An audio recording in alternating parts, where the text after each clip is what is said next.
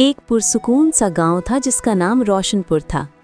ये गांव हरे भरे खेतों, घने पेड़ों और साफ पानी वाली नहर के बायस पूरे इलाके में मशहूर था।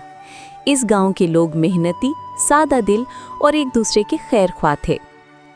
इसी गांव में तकरीबन 10 साल का एक लड़का रहता था, ईशु। ईशु अपने वालिदैन का फर्माबरदार और मेहनती बच्चा था। उसकी सबसे बड़ी खूबी ये थी कि वो हमेशा सच बोलता था, चाहे हालात कितने ही मुश्किल क्यों ना हो।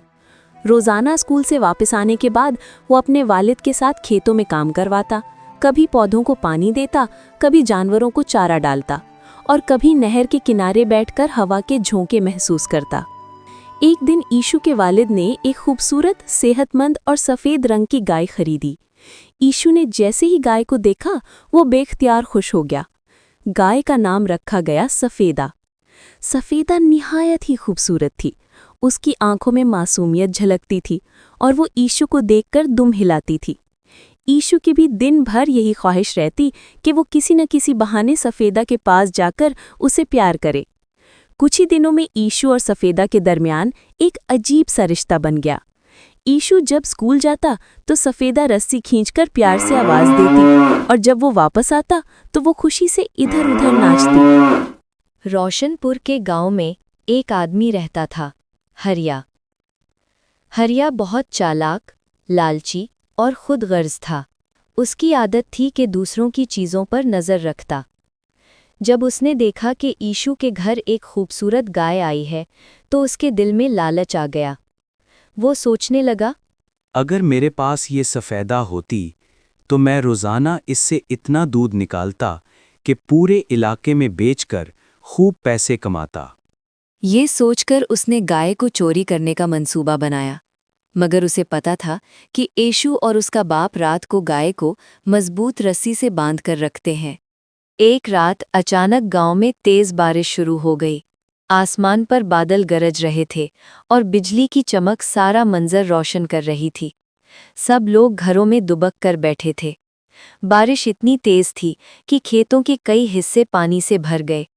ईशु के वालिद ने जल्दी में सफ़ीदा को बांध तो दिया था, मगर बारिश में रस्सी ढीली हो गई।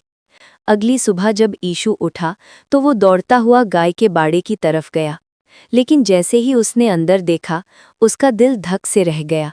सफ़ीदा वहां मौजूद नहीं थी। उसकी आंखों में आंसू आ गए। वो अपने वालिद के पास भागा और बोला, बाबा चांदनी, वो नहीं है। वालिद ने परेशानी से कहा, बेटा, शायद रस्सी खुल गई हो।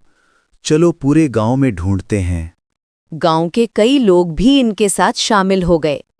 सबने गलियां, खेत, नहर के किनारे और जंगल तक छान मारा, मगर सफ़ीदा कहीं नजर न आई। उधर हरिया दूर से ये सब देख रहा था और अंदर ही अंदर हंस रहा था। वो रात को गाय को अपने खाली बाड़े में छुपा चुका था और सोच रहा था, बस कुछ दिन बाद कहूँगा कि मैंने ये गाय बाहर जंगल में देखी और मैंने ले ली।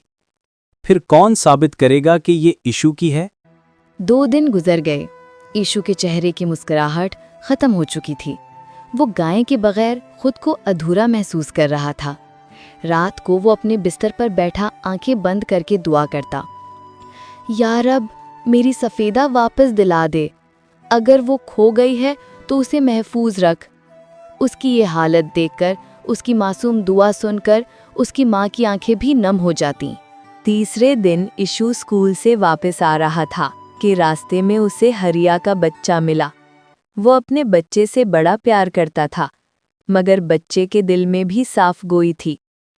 बच्चे ने ईशु से कहा, ईशु भाई, मेरे अब्बा कहते हैं कि वो सफ़ेद गाय उनकी है, लेकिन मैंने कल रात उन्हें उसे अपने बाड़े में बांधते देखा है।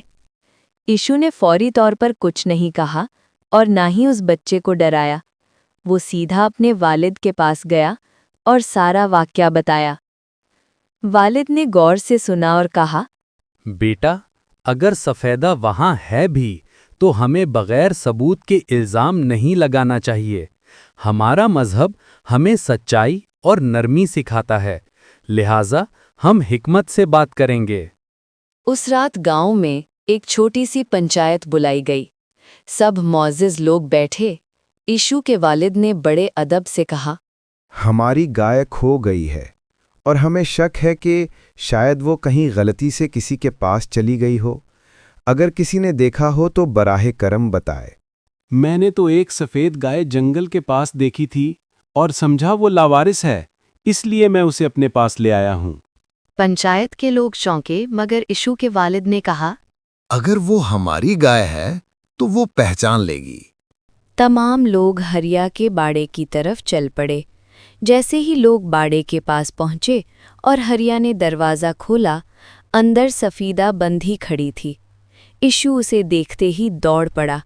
सफ़ीदा ने भी ज़ोर से आवाज़ निकाली, रस्सी खींची और यीशु के पास आकर उसके चेहरे को चाटने लगी। ये मंजर देखकर पंचायत के तमाम लोग समझ गए कि गाय यकीनन यीशु की है। हरिया का चेहरा पीला पड़ गया।